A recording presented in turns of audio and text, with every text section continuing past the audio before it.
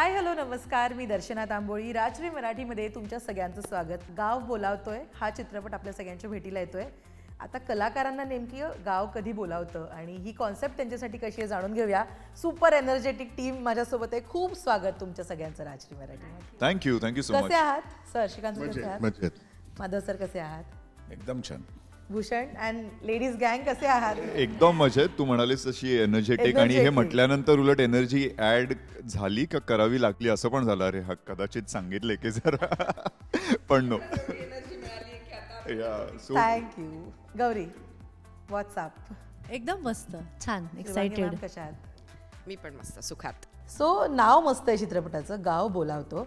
Actually ना आत्ता म्हणजे कोरोनानंतर म्हणेन मी, प्रत्येकाला ती एक व्हॅल्यू कळली आहे, आपलं गाव किंवा एक छान निसर्गाच्या सान्निध्यातली ती जागा. आणि आवडीने आता इंस्टाग्रामवर आपण बघतो किंवा सोशल मीडियावर बघतो, आवडीने लोक गावी जात असतात, कनेक्शन असतं ते कुठेतरी. मला सांगा, तुम्हा सगळ्यांना कधी गाव बोलावत असतं? कोणता तो दिवस असतो का काही स्पेशली की आता जावं गावी अशी फिलिंग येते? हा म्हणजे आता काय शहरीकरणामुळे आता आम्ही शहरात जे काय आलो ते आमचे वडील आले म्हणून आम्ही आलो. मग तसं मग ते आमचं गाव म्हणजे वडिलांचं गाव असं ते हे आहे. मग ते जेव्हा तिथे काही लग्न कार्य किंवा कोणीतरी जातं अशाच वेळेस आम्हाला गाव बोलवतो असं ते होतं. पण त्यात आमचे रूट्स तिथे आहेत, पाळंमुळं तिथे आहेत, तर त्याच्यामुळे जेव्हा जेव्हा तिकडनं अशा काही गोष्टी येतात तेव्हा आम्हाला जावंच लागतं किंवा आम्ही जातो. इतकं सिम्पल आहे. माधव सर. मुळामध्ये मी 6 महिन्याचा होतो तेव्हा माझं गाव, मूळ गाव म्हणजे काय आता पुणे. पण आमचं ॲक्च्युली कोकणात आहे गाव, पण 4 पिढ्या आम्ही पुण्यातच आहोत. त्याच्यामुळे मग 20 वर्षाचा झालो तेव्हा परत मी पुण्यात आलो. ॲक्च्युअली माझं उलटं आहे सगळ्यांपेक्षा. त्याच्यामुळे मी आधी ग्रामीण भागात सगळं जगलो आणि मग मूळ गावी परत पुण्यात आलो. वाव, मस्त. भूषण. शक्यतो गौरी गणपतीसाठीच गावी जायचो, पण तेही आजी गेल्यापासून ते थांबलंय. तर त्यामुळे आता खऱ्या अर्थाने गाव बोलवतो असं झालंय की हो, अनेक वर्ष, 3-1 वर्ष झाली की गावी गेलो नाहीये. त्यामुळे कदाचित आता बघू यंदाचं गौरी गणपती किंवा मग असंच गावी जायचं नक्कीच. गौरी. मी लहानपणी तर खूप जायचे, कारण सुट्ट्यांमध्ये आमचं असं ठरलेलं असायचं, मामाची मुलं आणि आम्ही, की आईच्या गावी जायचं आणि मग बाबांच्या गावी पण जायचं. आणि ते अगदी जवळजवळ आहेत. पण आता गेल्या काही वर्षांमध्ये जत्रा आमच्या गावची जी असते ते हायलाईट पॉईंट आहे. आणि तेव्हा कंपल्सरी वर्षातनं एकदा जाणं, देवाचं दर्शन घेणं, हे सगळं आम्ही करतो. आणि कुलदैवतेला जाऊन येणं किंवा काय ते सगळं, काठी नाचवणे वगैरे असे आमच्याकडे खूप साताऱ्यात प्रकार आहेत. तर ते मी खूप एन्जॉय करते आणि त्यानिमित्ताने दरवर्षी जाणं होतंच. शिवांगी मॅम.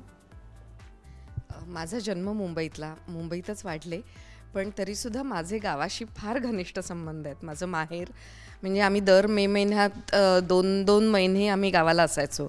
आमची आई आम्हाला घेऊन जायची आणि मग ते सगळं मोठं खटलं आहे आमचं गावाला. आणि 2 महिने म्हणजे लहानपणापासून प्रत्येक वर्षी 2-2 महिने तिकडे घालवल्यामुळे माझं गावाशी फार अटॅचमेंट आहे. आणि मला गाव सतत बोलवत असतो. मला कानाडोळा करायला लागतो की आता बस मला वेळ असेल तेव्हा मी नक्की येईन. आणि वर्षातनं 2-3 फेऱ्या तरी माझ्या असतात आणि मला खूप आवडतं. म्हणजे मला जर पॉसिबल असेल तर मी तिकडेच राहीन आणि तिकडून इकडचं करीन. इतकं आता असं अनेकांना वाटायला लागलं ना की ते गावचं आयुष्य फार छान आहे, थोडं सेटल होऊयात आणि कामासाठी फक्त इथे होऊयात. आज मी गावावरनं डायरेक्ट इकडे आले. वा. पण तुम्हाला जसं मॅम आता म्हणाला की कधी कधी वाटतं की गावी राहावं आणि फक्त कामाच्या निमित्ताने इथे यावं. तुम्हाला असं कधी वाटतं इतकं बिझी स्केड्यूल असताना की जरा गावी थोडंसं शांत जाऊन राहावं असं वाटतं कधी? हां म्हणजे शूटिंगच्या निमित्ताने खूप गावं सर्च केली जातात. तर त्याच्यामध्ये असे काही दिवस असतात की तिथे तुम्हाला शूट नसतं. मग ते दिवस मस्त वाटतात. तिथे अख्खं गाव बघता येतं, उंडारता येतं, म्हणजे बेसिकली सगळ्या गोष्टी एक्सप्लोअर करता येतात. आणि मग ज्या गावात शूट करतो ऑब्व्हियसली तिथे एक आपण तिथल्या गावकऱ्यांशी किंवा तिथे राहतात त्यांच्याशी बोलणं होतंच. पण मोस्टली आता मी कोकणातून शूट करून आलो, तर तिथे मोस्टली आता सगळे आजी आजोबा आणि अगदीच ज्यांना जेन्युअनली वाटतं की इथं आपण काहीतरी करावं अशीच माणसं तिथं राहिलेली आहेत. बाकी सगळे काय कामासाठी म्हणा किंवा म्हणजे उद्योगधंद्यासाठी लोक शहरात आलेली आहेत, पुणे, मुंबई आणि त्या आजूबाजूच्या शहरांमध्ये. आता तिथं राहिले फक्त आजी आजोबा आणि मग त्यांच्याकडनं त्या गोष्टी ऐकणं, मग तिथं कसं ते चक्रीवादळ आलं होतं, कशी झाडं पडली होती, ते फार फार इंटरेस्टिंग होतं. तर म्हणजे महिनाभर लाईट नाही, पाणी नाही, त्याच्यात त्यांनी दिवस काढले, कुठलाही ह्यांच्याशी टच नाही. तर हे फार म्हणजे हेलवून गेले की यार, की म्हणजे जर ह्यांची माणसं जर यांच्यापाशी असली असती तर गोष्टी वेगळ्या झाल्या असत्या. कारण संपर्क पण होत नव्हता, म्हणजे कनेक्ट सुद्धा होऊ शकत नव्हतं ते. असं ते जाणवलं. पण हे तर जाणवतंच की आता गावामध्ये शक्यतो ओव्हर एजचेच लोक राहतात का काय असं. भूषण, पण तुझ्या बाबतीत होतं असं कधी, कारण तू इतकं ट्रॅव्हल करतोस, सो असं कधी वाटतं की आता गावी जाऊन थोडं सेटल होऊयात, थोडं निवांत राहूयात? सध्या खूप जास्त वाटायला लागलंय आणि ऑनेस्टली मुंबईची आत्ताची हालत झाली आहे, डेफिनेटली आपण म्हणू ती डेव्हलपमेंटसाठी आहे, पण चालूच आहे डेव्हलपमेंट. म्हणजे डेव्हलप त्याच्यात कधी येईल असं झालंय. त्यामुळे खरंच असं झालंय की आता जसं कांदिवलीत घर आहे आणि आता असं होतंय की मग आपल्याला काम एक अपग्रेड करायचं असतं, मग आता इकडे घर घ्यावं किंवा तर तो थॉटच येत नाहीये मनात. म्हणजे आता असं वाटतं कधीतरी की कदाचित हे घर काढून कुठेतरी गावी शिफ्ट व्हावं आणि अपडाऊन करावं, जसं इतर मैत्रिणींनी केलंय, मृण्मयींनी केलंय, प्रार्थनांनी केलंय. तर खूप इन्स्पायरिंग वाटतंय ते आणि त्याप्रमाणेच असं वाटतंय जवळपास कुठेतरी असावं. पण त्याचबरोबर असंही वाटतंय सगळ्यांना आज गावाची ओढ लागली आहे, पण त्यामुळे त्या गावाचं शहरीकरण नाही केलं पाहिजे. डेव्हलप्ड गावं हवी आहेत, स्मार्ट विलेजेस हवी आहेत, पण त्यांचं शहर बनवायचं नाहीये. तर हा थॉट नक्कीच मनात येतो, पण जावंसं वाटतंय. मॉडर्नायझेशन ऍक्च्युली खूप मोठा शब्द आहे हा, आणि ते गावाचं गाव पण असू द्यात, हे पण ऐकायला आणि बघायला छान वाटतं. मला सगळ्यांसाठी हा प्रश्न आहे, ते म्हणजे तुमच्यासाठी या चित्रपटाची सुरुवात नेमकी कधी झाली आणि या स्क्रिप्टमधली गाव बोलावतो मधली कुठली गोष्ट आहे जी खूप पटकन क्लिक झाली आणि आवडली? श्रीकांत सर. म्हणजे आता ह्याच्यात तर मी म्हणजे काय म्हणूया, जेव्हा मी स्क्रीनवरती आहे तेव्हा मी अत्याचारच करतोय असं दिसतं, जेव्हा मी स्क्रीनवरती नाही आहे तेव्हा माझ्या अत्याचारांबद्दल बोललं जातं. म्हणजे एक तो काय म्हणतात त्याला, व्हिलन किंवा खलनायक ह्या पद्धतीचा तो माणूस पोर्ट्रे करण्यात आला. पण त्याच्यामध्ये असे आपल्याकडे वर्षानुवर्ष पिचलेली जनता त्या गावातच राहिलेली आहे आणि त्यांच्यावरती राज्य करणारे राज्यकर्ते पिढ्यानपिढ्या ती गावं तशीच राहिलेली आहेत, असं ते दृश्य आहे. आणि मग एक कोणीतरी तरुण गावातलाच उठतो की त्याला काही इन्स्पिरेशन येऊन तो तिथे मग त्या गोष्टी वेगळ्या घडतात आणि मग तो चित्रपट होतो. असा हा फार इन्स्पायरिंग हे आहे. आणि म्हणजे तो हिरो आहे ना तो चित्रपटाचा, तर त्याला जास्त हिरोईकपणे देण्यासाठी मला जास्तीत जास्त वाईट वागावं लागलेलं आहे, असं ते आहे. मग त्याच्यात आमच्या हाणामाऱ्या आहेत, म्हणजे त्याच्यात आम्ही एकाच शाळेत एकाच ह्याच्यात आमच्या ते शाळेपासूनची मारामारी आहे, म्हणजे इथपासून पेरलेलं आहे. आणि ते मग नंतर येतं आणि मग एक चांगल्या कामासाठी आणि एक फक्त अप्पलपोटेपणाने तो ह्या गोष्टी करण्यात, असं ते कॅरेक्टर आहे. येस. माधव सर, कधी सुरुवात झाली या चित्रपटाची? काय आवडलं सगळ्यात जास्त? आणि काय सारखं वाईट माणसाचं काम करून कंटाळा येतो, थोडं पॉझिटिव्ह पण याच्यात एक चांगल्या माणसाची भूमिका आहे. गरीब शेतकरी आहे, काहीतरी विकासाचा विचार करतोय वगैरे, गावाचा विचार करतोय. तसं एक माइल्ड जरा थोडंसं काहीतरी नाही का, थोडंसं आपल्याला चेंज हवा असतो. अशा बऱ्याच भूमिका मी पूर्वी केलेल्या आहेत, पण हल्ली सारखं दुष्ट माणसाचंच काम जास्त लोक ऑफर करतात. त्यामुळे असं काहीतरी आलं म्हटल्यानंतर मी लगेचच ते ॲक्सेप्ट केलं. येस. भूषण. सगळ्यात मला एक आठवण मेजर ही वाटते ती म्हणजे की इंडस्ट्रीमध्ये फिल्मसाठी सुरुवात जी झाली ती माझी पहिली फिल्म सुद्धा एक रुरल फिल्म होती, पारंबी नावाची. आणि त्यातही गावाच्या डेव्हलपमेंटबद्दलच भाष्य केलेलं होतं. And I am so proud की त्या फिल्मनी माझा डेब्यू झाला. खूप साधी फिल्म, पण त्याचा थॉट इतका चांगला होता. आणि त्यातच माझा जन्म गावाचा असल्यामुळे कुठेतरी जरी लहानाचा मोठा मी पिंपरी चिंचवडला झालो, पण तरी गावाशी कनेक्ट एक खूप वेगळा आहे आणि खूप कम्फर्टिंग वाटतं मला कायम. म्हणजे मी बऱ्याच इंटरव्ह्यूजमध्ये म्हणतो, जे मला US रिटर्न वगैरे असं दाखवल्यानंतर ते रिलेट नाही होत, कारण की ते US पाहिलं पण नाही आहे. म्हटलं एकदा कोणीतरी घेऊन चला, विजा द्या आणि घेऊन चला मला. हो, घेऊन चला मा. तर हो, US बोलवतोय, तर एकदा ते दाखवा, मग ते रोल्स करीन. पण तेच गावाच्या बाबतीत इतका जास्त कम्फर्ट आहे जो या चित्रपटात परत दिसतो. आणि जे डेव्हलपमेंट त्या चित्रपटात दाखवले ते कुठेतरी आता गावांमध्ये झालेत आणि we have to go step ahead. तेव्हा मी पण जर कधी तो चित्रपट पाहिला तर असं वाटतं, अरे आत्ता हा केला असता तर अजून काहीतरी वेगळ्या गोष्टी ऍड करता आल्या असत्या, अजून पुढे काही काही दाखवता आलं असतं.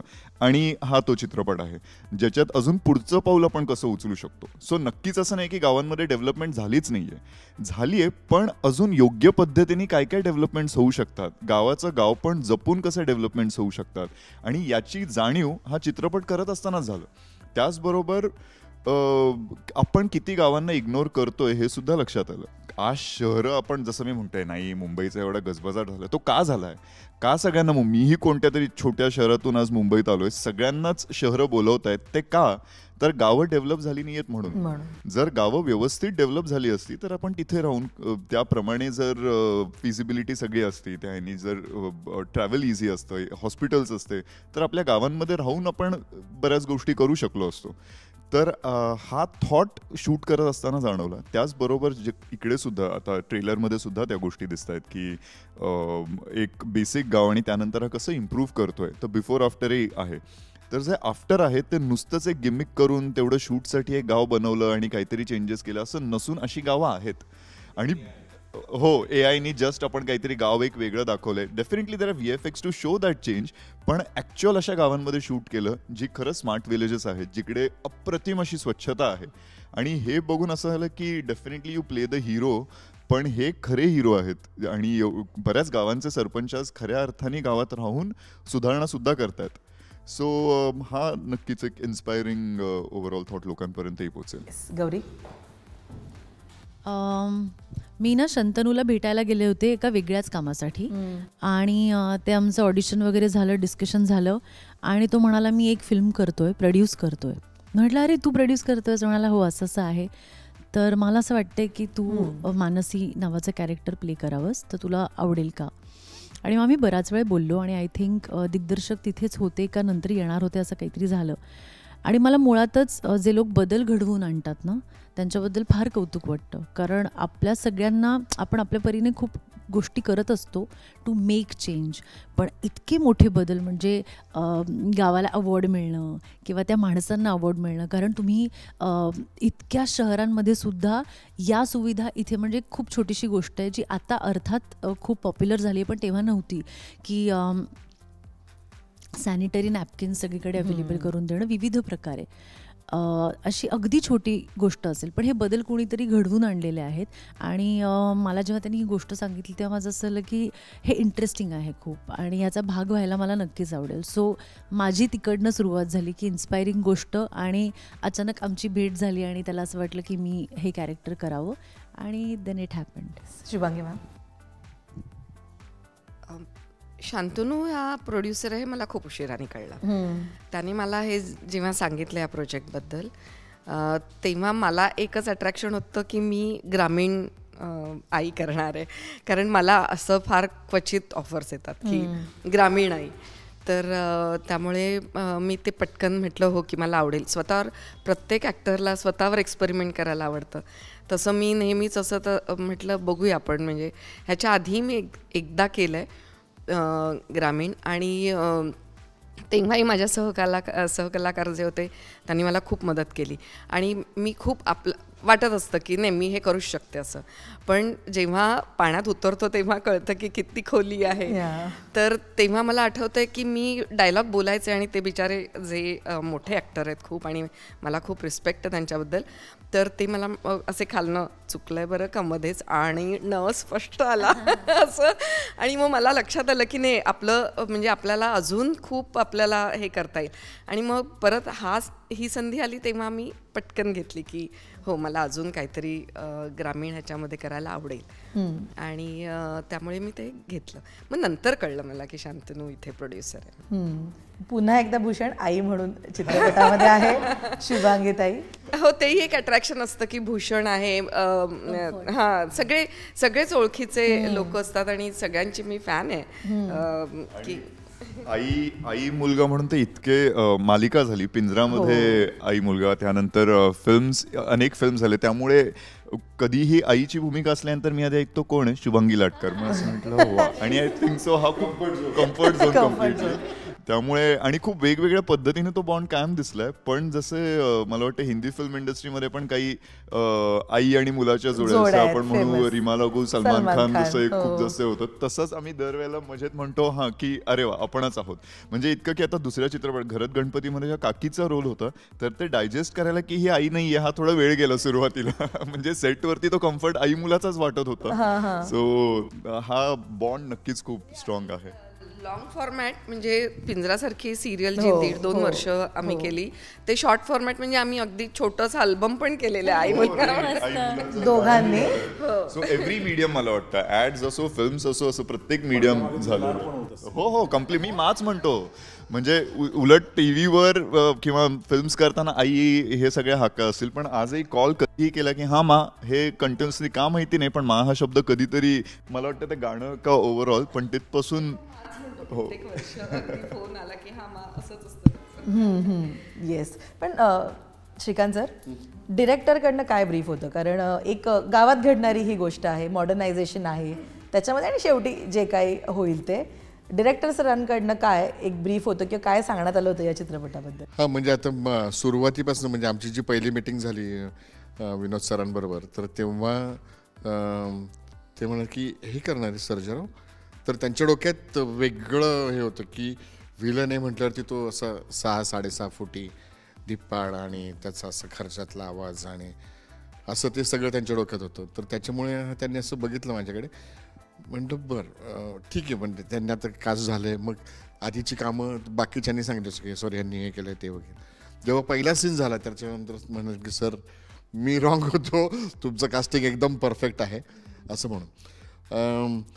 ब्रीफ हेच होतं की ते तसंच सांगितलं की तुम्हाला काय म्हणूया, तो ते कॅरेक्टरच असं की ते फक्त स्वतःवरतीच प्रेम करते, तू कुठल्या नात्यांवरती प्रेमच करत नाही आहे, आणि स्वतः आणि स्वतःचं काय स्वतःची इमेज त्याच्यातच तो आहे.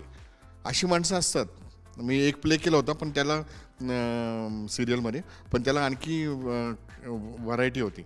ह्याच्यात तसं नाही आहे की तुम्हाला एकच दिशा आहे आणि थेट म्हणजे, आणि अशी माणसं खूप स्वार्थी, आपमतलबी, अप्पलपोटी, सगळं माझ्याच पोळीवर कसं तूप येईल हेच बघत असतात. पण हे करत असताना वचक पण ठेवायचं आहे सगळ्यांवरती, माझ्या हातातनं जातं का म्हणून. आणि जेव्हा ते जातंय म्हटल्यावरती मग त्यांची तडफड होते. तर ती सगळी तुम्हाला ह्या सगळ्या प्रवासात बघायला मिळेल. येस, माझं असं ट्रेलरच्या सुरुवातीलाच दिसतंय की फोटोलाच हार आहे सुरुवातीलाच, आणि मग त्याच्यानंतर घडणारी ती गोष्ट आहे.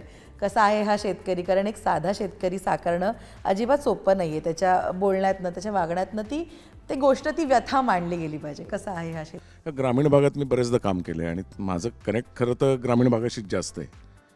त्याच्यामुळे मला तो भाषेतला लहेजा मला माहिती आहे. तर प्रत्येक वेळे भाषा कशी बदलत जाते ती भाषा मला माहिती आहे.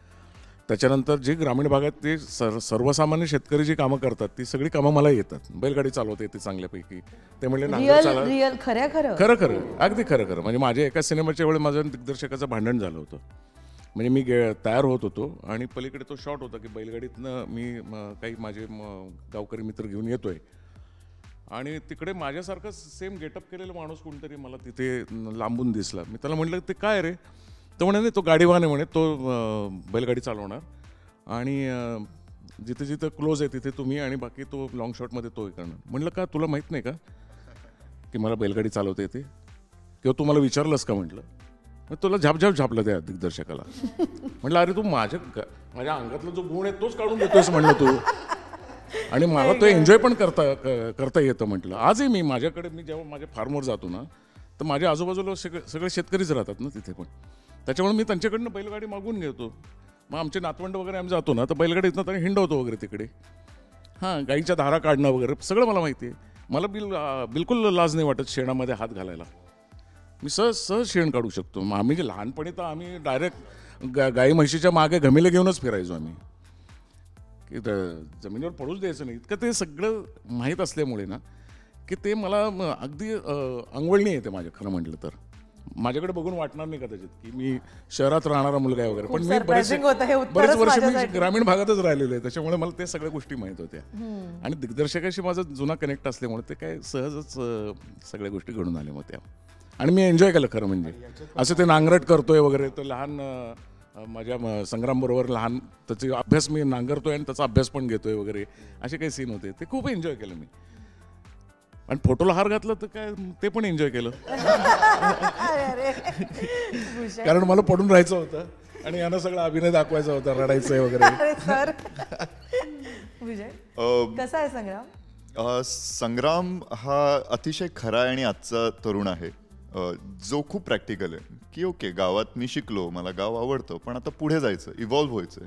पण इव्हॉल्व्ह म्हणजे काय, आपण स्वतःलाच इव्हॉल्व्ह करतो. तसाच हा की शहरात जाऊन खूप मस्त काम करतोय आणि त्याचबरोबर आहे कनेक्ट आईवडिलांशी आहे सगळं काय. पण आता माझं आयुष्य बदललेलं आहे याच थॉटनी की एका ठिकाणून आलो आता दुसऱ्या ठिकाणी गेलो आणि त्यानंतर गावात त्याला नाईलाज असतो जावं लागतं. म्हणजे असं खूप इंटरेस्टनी चाललं असं नाही, आणि जावं लागतं. आणि गेल्यानंतर तिकडे जे थांबतो, जे दिसतंच ट्रेलरमध्ये की वडिलांच्या फोटोला हार आहे आणि त्याच्यामुळे आता थांबायचंच आहे गावात, तर त्या ह्यानी तो थांबतोय. आणि तेव्हा त्याच्या लक्षात येतं की मी चेंज झालोय, मी इव्हॉल्व्ह झालोय, पण माझं गाव तिथेच राहिलंय आणि त्यात मी काय बदल आणू शकतो का. कारण का जो शहरात आपण इतक्या गोष्टी शिकलोय, इतक्या वेगवेगळ्या काही गोष्टी करतोय, त्यातलं आपण इकडे थोडंफार देऊ नाही का शकत. आणि या थॉटनी, तेही त्याच्या एकट्याला ते रिअलाईज न होणं, त्याच्या वडिलांचं स्वप्न, आणि त्या थांबलोय काही दिवस, बघू केलं तर केलं आणि जाऊ, या थॉटनी तो थांबतो. आणि त्यानंतर कसा तो एक एक घडतो, कसे अडथळे येतात, या ह्याच्यावरच चित्रपट आहे.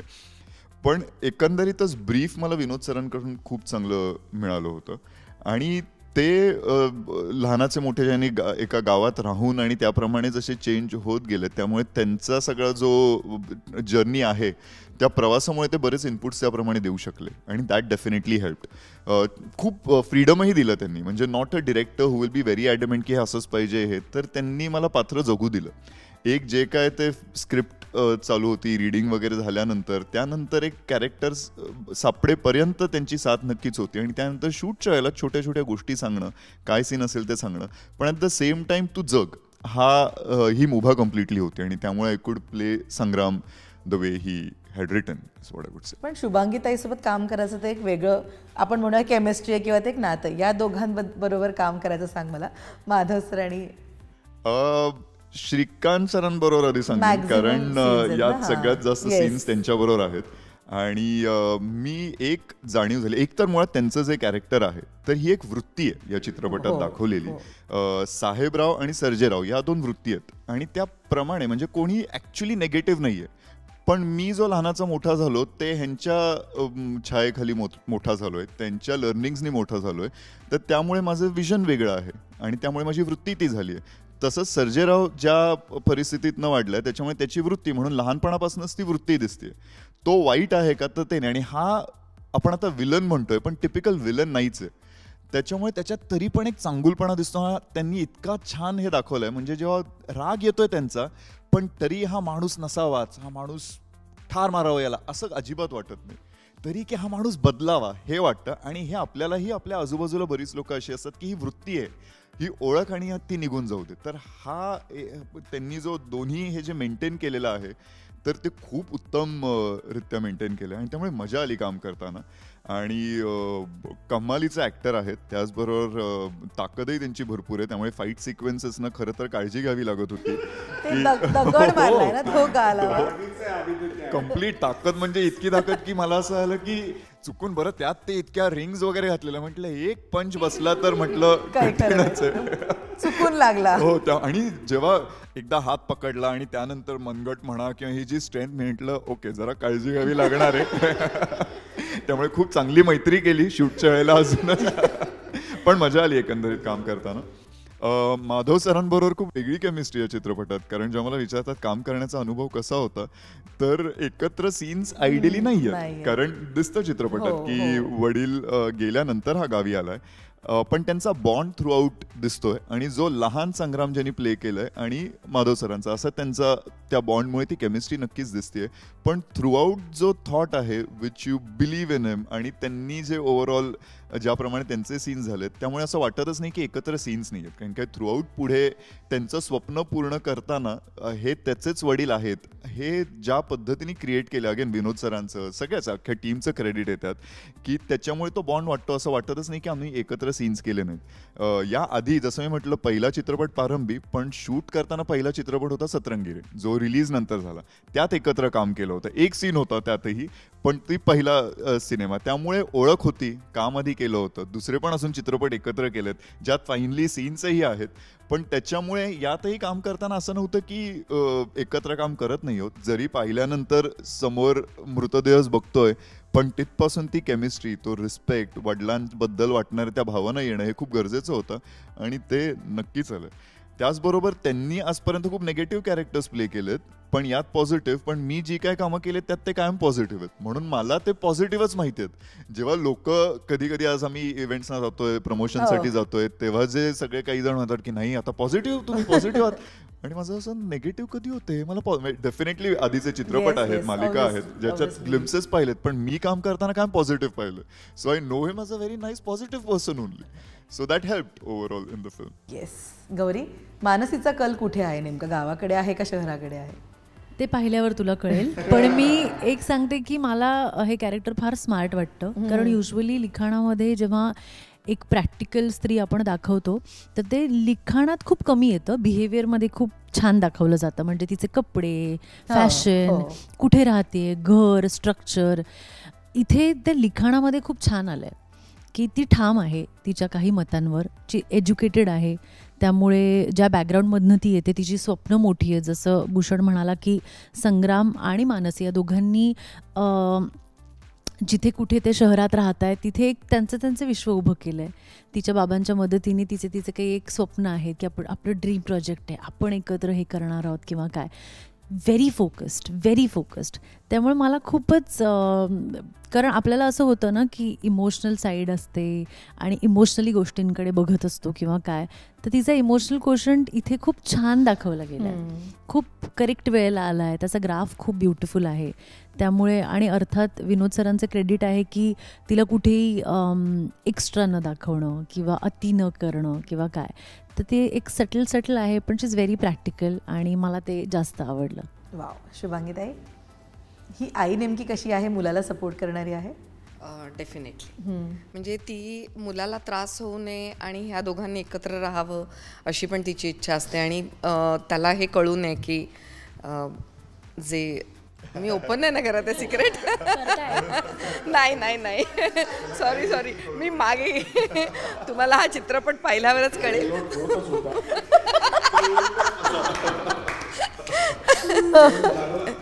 बरं. पण हो, डेफिनेटली पॉझिटिव्ह आहे खूप. चित्रपटामध्ये सस्पेन्स आहे आणि तो तुम्हाला चित्रपट पाहिल्यावरच कळणार आहे, तर मी सांगेन की तुम्ही नक्की बघा. पण ॲज पण आहे. हां. तर पण ती ऑब्व्हियसली ती खूप सपोर्टिव्ह आहे त्याला, आणि ह्या दोघांनी एकत्र राहणं किती गरजेचं आहे. त्याचबरोबर अजून एक कॅरेक्टर आहे जे मी आता परत डिस्क्लोज करत नाही आहे, तर ते सुद्धा म्हणजे ती चांगलीच आहे. म्हणजे ती बाई सगळ्यांना सांभाळून घेऊन अशी राहणारी आहे आणि मुलाच्या बाजूने ठाम आहे. इंटरव्ह्यू सुरू झाल्यापासून आतापर्यंत पहिल्यांदा ते एवढं सांभाळून विचार करून बोलतात की मी काय उत्तर देऊ, चुकून बोलून बसेल पटकन काहीतरी. आता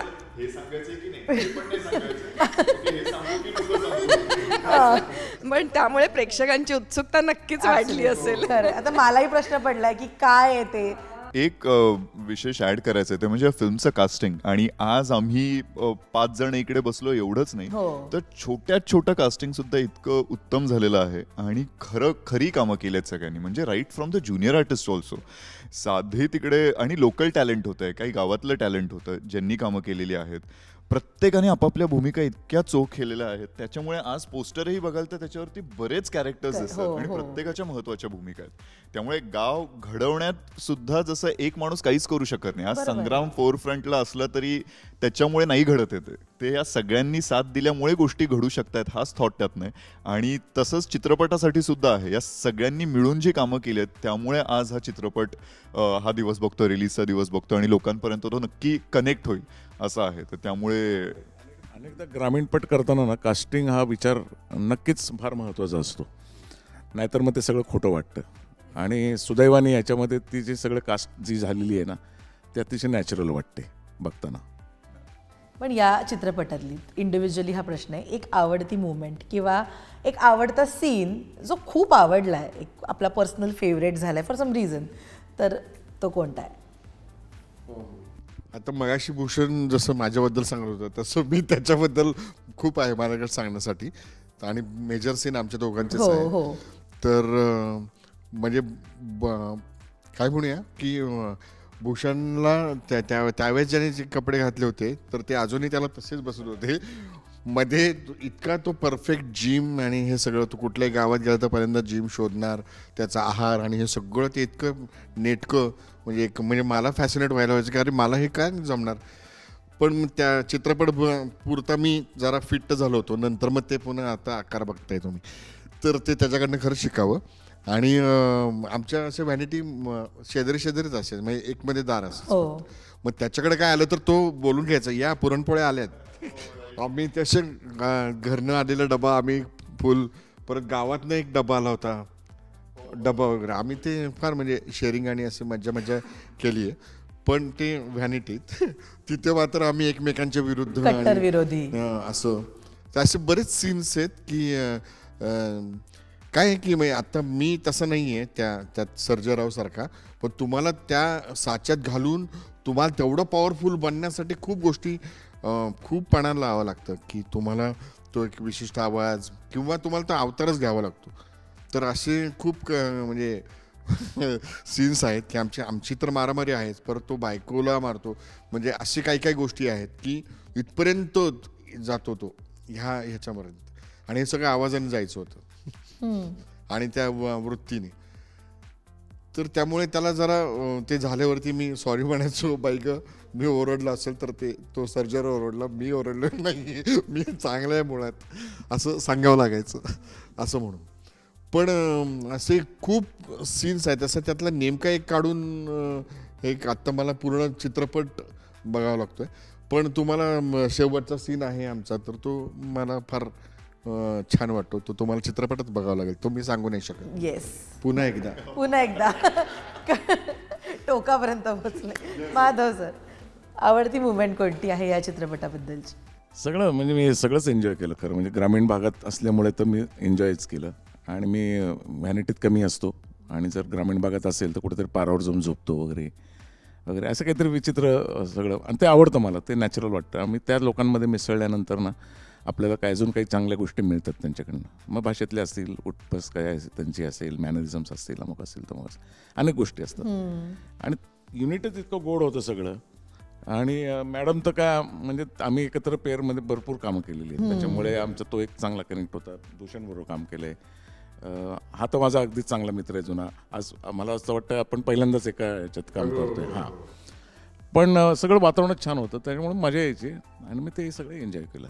भूषण, एक मोमेंट होता जिकडे हा गाव साफ करतोय आणि तो खूप जास्त चांगला वाटला, कारण खऱ्या अर्थाने सगळेजण साफसफाई करत होते. आणि तोच थॉट थ्रूआउट शूट करताना सुद्धा हे आला, कारण की नुसतंच आपल्या शूटिंग पुरतं त्या सीन पुरतं साफसफाई करा हे नसून कचरा पण व्यवस्थित टाकतो नाही ही काळजी घेतली गेली होती. पण आज आपण या चित्रपटाबद्दल बोलतोय की गाव बोलवतोय आणि शहरातून हा एवढं शिकला आणि त्यातल्या गोष्टी हा गावाकडे घेऊन नाही का जाऊ शकत. पण आपल्या गावांमध्ये सुद्धा इतक्या काही सुधारणा होत आहेत की त्या शहरापर्यंत पण नाही पोचल्यात आणि त्या शहरात आणण्याची गरज आहे. त्यातलं एक, आम्ही एका गावात शूट करत होतो जे डेव्हलप्ड एक गाव दाखवतोय, स्मार्ट विलेज आहे. आणि तिकडच्या सरपंचांनी एक सरपंच आहेत माहिती नाही त्या ह्याच्यात, पण पेरे पाटील म्हणून जे आहेत त्यांचं राईट, पण टेड टॉक्स वगैरे पण झालेले आहेत. आपल्या चित्रपटात सुद्धा त्यांचा ग्लिम्स आहेच. तर त्यांनी एक खूप चांगली गोष्ट सांगितली आणि त्यांच्या गावात हे पाहिलं की आपण ठिकठिकाणी इव्हन शहरांमध्ये लिहिलेलं असं की डू नॉट स्पिट, इकडे थुंकू नका, इकडे थुंकू नका, इकडे. आणि अगदी बरोबर आहे, पण कुठे थुंकायचं हे कोणीच नाही सांगत. तर त्यांच्या गावामध्ये उलट ठिकठिकाणी इथे थुंका हे पॉईंट्स होते.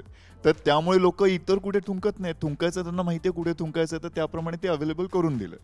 तर हे इतकी चांगली गोष्ट आहे आणि जी आपल्या शहरांमध्ये आता अन्न म्हणजे आणणं गरजेचं आहे काय, जोपर्यंत ही सवय जात नाही. तर त्यामुळे इतक्या असे काही चेंजिंग पॉईंट झाले की नुसतंच इकडनं तिकडे आपण शहरात खूप चांगलं होतं आणि गावांमध्ये तर असं नसून गावातल्या पण बऱ्याच गोष्टी आपण शहरात आणू शकतोय, ही जाणीव नक्कीच हा चित्रपट शूट करत असताना. खूप मस्त एक्सपिरियन्स आहे. गौरी, सेकंड हाफमध्ये बऱ्याच अशा घटना आहेत जिथे हा स्वतः ग्राउंड लेवलवर जाऊन काम करतो. ते सगळे क्षण मला आवडले आणि ते सगळे सीन्स खूपच इन्स्पायरिंग आहेत, कारण ते शूट छान झालेत, खूप ऑथेंटिक आणि खूप चांगले शूट केलेत. आणि अजून एक सीन मला आवडतो जिथे ओव्हरऑल पिरियड्सबद्दलचा अवेअरनेस आपल्याला दिसतो. अजूनही बऱ्याच ठिकाणी कावळा शिवला आहे आणि तिला बाहेर नाही जाता येणार, कामं नाही करता येणार. आय एम शुअर अजूनही हे घडत असणार आहे. तर एक छोटासा प्रसंग आहे जिथे खूप असं थोडक्या शब्दात अवेअरनेस म्हणूया आपण किंवा याबद्दल घाण बाळगू नये याबद्दलचा तो सीन आहे, तो एक मला खूप आवडतो. शिवांगीताई. मला खूप असा सटल विनोद सरांनी घेतलेला एक सीन आहे ज्याच्यामध्ये भूषण चालत येतोय आणि मग त्याला दिसतं कोणीतरी, म्हणजे तिकडे शौचालय नाही आहेत गावामध्ये आणि ती मुलं बसली आहेत, त्या बायका उठून उभ्या राहतात.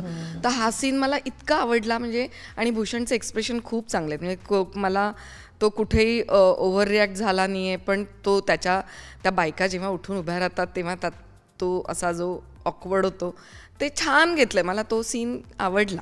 म्हणजे त्याच्यामध्ये जरी मी नसले तरीसुद्धा तो इतका टॅक्टफुली सरांनी हँडल केला आहे आणि तो टच होतो सीन, की खरंच अजूनही गावांमध्ये अशी अवस्था आहे.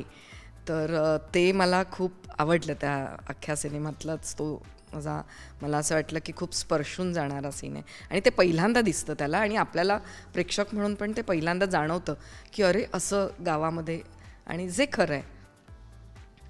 तर ते आवडलं. आणि सरांबरोबर तर काम करताना ते म्हणजे त्यांना उत्कृष्ट विनोदबुद्धी आहे त्यामुळे खूप मजा येते त्यांच्याबरोबर काम करताना. आणि आमचा पहिलाच सीन ते त्यांची डेड बॉडी आहे आणि मी रडते खूप वगैरे, तर तो पण आम्ही खूप एन्जॉय केला होता म्हणजे ऑफस्क्रीन एन्जॉय केला होता. मुहूर्ताचा सीन असतो. तर म्हणजे त्यांची विनोदबुद्धी सांगायची तर ते मला गाणं कोकिळा म्हणतात. म्हणजे तर असं आम्ही खूप धमाल करतो. तर आम्ही त्या दिवशी खूप मजा केली होती. आणि तयार सरांना किती त्रास झाला माहित नाही, पण हा भूषण. एक आम्ही जेवढं आमच्या दिग्दर्शकांचं नाव घेतो कारण की खूप श्रेय आहे त्यांचं, पण त्याचबरोबर जे आम्ही प्रोड्युसर सुद्धा म्हणतोय, एक शंतनूचं नाव ऐकलं. शंतनू हा इंडस्ट्रीमध्ये कास्टिंगसाठी खूप वेल नोन आहे. बऱ्याच कलाकारांसाठी हिंदी मराठी दोन्हीकडे उत्तम कास्टिंग ॲडसाठी करणारा असा शंतनू. पण त्याचबरोबर एक महत्त्वाचं नाव आहे ते म्हणजे प्रशांत नरोडे, जे संस्कार वाहिनी दिसतंय. तर संस्कार वाहिनी ही ग्राउंड लेवलवर खरंच ही कामं करते. म्हणजे आज हा नुसताच एक कमर्शियल चित्रपट नसून हे जे आज गावात दाखवतोय थॉट्स, ते नुसतंच प्रीचिंग नाही आहे, तर हे प्रॅक्टिस स्वतः करणाऱ्यांनी या चित्रपटाला प्रोड्यूस केलेलं आहे. त्यामुळे हा थॉटच जे आहे ते अख्ख्या टीममध्ये आलंय कसं, तर दिग्दर्शक प्रोड्युसर यांनी मिळून हा थॉट लोकांपर्यंत पोहोचवण्यासाठीचा हा सगळा घाट घातलेला आहे. आणि नुसतंच it's not something that they are preaching, they practice it on ground level. So संस्कार वाहिनीचं विशेष करून श्रेय आहे यात, की अशा चित्रपटावर एंटरटेनिंग पद्धतीने लोकांपर्यंत कशा या गोष्टी पोहोचवू शकतोय. आणि नुसतंच शहरांसाठी नाही तर गावांसाठी सुद्धा, कारण आपण जसं गाव बोलवतोय शहरातल्यांना सांगतोय, पण त्याचबरोबर गावातल्यांना सांगतोय की इथेच गावात थांबा, इथे सुधारणा होऊ शकते. त्याचबरोबर एक महत्त्वाचा थॉट मला ॲड करायचा आहे. गाव बोलवतो म्हणजे गाव हा थॉटच नुसता नसून इट इज युअर ओरिजिन्स. आज आपलं हे शहर, जे काही जणांना गाव हे माहितीच नाही आहे प्रकार, जसं शहर माहिती आहे तेच माझं गाव अशा याने होऊन जातं. पण ते शहरही सोडून तुम्ही मोठ्या शहरात, तुम्ही दुसऱ्या देशात गेलेला असता. आज बरेच जण US कॅनडा सगळीकडे भारतीय पसरलेले आहेत, तिकडे मोठमोठ्या पदावर आहेत, तिकडे खूप सुधारणा त्या देशासाठी करतायत. पण त्याचबरोबर हे तुमचं गाव अजून मागे आहे, त्यामुळे त्याच्यासाठी सुद्धा तुम्ही काहीतरी करू शकता. ही सुद्धा भावना त्यांच्यापर्यंत पोहोचणार आहे. त्यामुळे जरी हा थॉट असला की या गावाबद्दलचा आहे, तरी तो प्रत्येकाला कनेक्ट होऊन आपल्या ओरिजिनकडे नक्कीच परत आणेल. त्याचं आपण काहीतरी देणं लागतो, ही भावना नक्कीच जागृत करेल. प्रत्येकाने मला एक एक कारण सांगायचंय गाव बोलावतो हा चित्रपट बघायचं. श्रीकांत सर. हां, मी आता याने सांगितलं की तुम्हाला तुमचे रूट्स किंवा तुम्हाला तुमच्या गावात गेल्याचा अनुभव तुम्हाला मिळेल, तुम्हाला एक थॉट मिळेल, एक विचार मिळेल की जेणेकरून तुम्ही त्या गावाचं देणं लागतात, छोटं का होईना, तुम्हाला ती जाणीव होईल. माधव सर. जर सगळेजण तुम्ही शहरात जाऊन शिकताय, हरकत नाही, शिका, काही वर्ष तुम्ही नोकऱ्याही करा, पण परत तुमच्या गावाकडे या. का तर पुढच्या पिढीसाठी काहीतरी तुम्ही त्या गावामध्ये जर करून ठेवला आत्ताच, तर कदाचित असं होईल ना की पुढे जी मंडळी शहराकडे जाणार आहेत ना, त्याच्यापेक्षा ती तिथेच राहतील, आपल्या आईवडिलांबरोबर राहतील, आपल्या फॅमिलीबरोबर राहतील आणि गावाचंही भलं होईल. त्यामुळे नक्कीच हा चित्रपट यासाठी बघा की त्याच्यातून तुम्हाला इन्स्पायर व्हायला होईल की खरंच आपण असा विचार करेल माणूस कुठेतरी की खरंच आपण कधीतरी असं जायला पाहिजे आपल्या गावाकडे, आपण किंवा तिथे जाऊन राहायला पाहिजे, आपण आपल्या गावासाठी काहीतरी करायला पाहिजे, अशी भावना तरी निर्माण होईल. गौरी. मला असं वाटतं की आपण खूप लोकांबद्दल ऐकत असतो की ह्यांनी या गावासाठी हे केलं, त्यांनी त्या गावासाठी हे केलं, कोणी देणगी दिली किंवा कोणी स्वतः ग्राउंड लेवलला जाऊन काम केलं. तर हा सिनेमा त्या सगळ्यांसाठी आम्ही देणं म्हणून बनवलेला आहे की तुमच्यासाठी, की तुम्ही एक इन्स्पिरेशन आहात. आणि मला असं वाटतं की एवढं तर आपण नक्कीच करू शकतो की शेतकऱ्याची भूमिका किंवा गावात जगणाऱ्या प्रत्येकाचं स्ट्रगल काय आहे आणि त्यातनं आपण काहीतरी काय पद्धतीने कॉन्ट्रीब्यूट करू शकतो, त्याकरता हा सिनेमा नक्की बघावा असं मला वाटतं. शुभांगीताई. मला असं वाटतं की प्रत्येकाला हा आपलासा वाटेल सिनेमा, कारण शहरातल्या लोकांनाही आपलासा वाटेल आणि ग्रामीणमधल्या लोकांनाही आपलासा वाटेल. त्यांना स्वतः कुठेतरी आपण दिसू असं मला वाटतं आणि ते स्वतःला रिलेट करू शकतील. त्यामुळे अगदी आवर्जून मी सांगेन की प्रत्येकाने हा सिनेमा जाऊन बघावा, थिएटरमध्ये बघावा आणि तुम्हाला खूप मजा येईल. Yes, thank you so much. इतक्या छान गप्पा मारल्या आणि संपूर्ण टीमला all the best. Thank you. Thank you so much. Thank you.